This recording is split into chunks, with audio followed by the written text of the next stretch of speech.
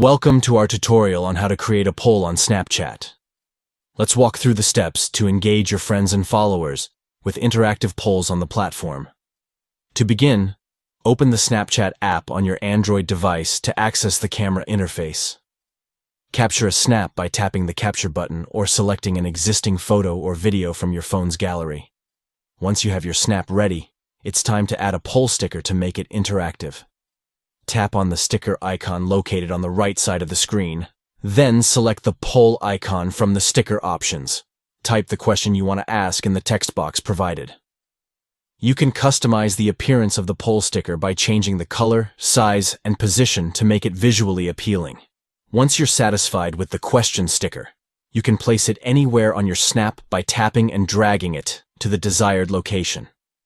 Before sharing your snap, ensure everything looks good and the poll is set up the way you want it.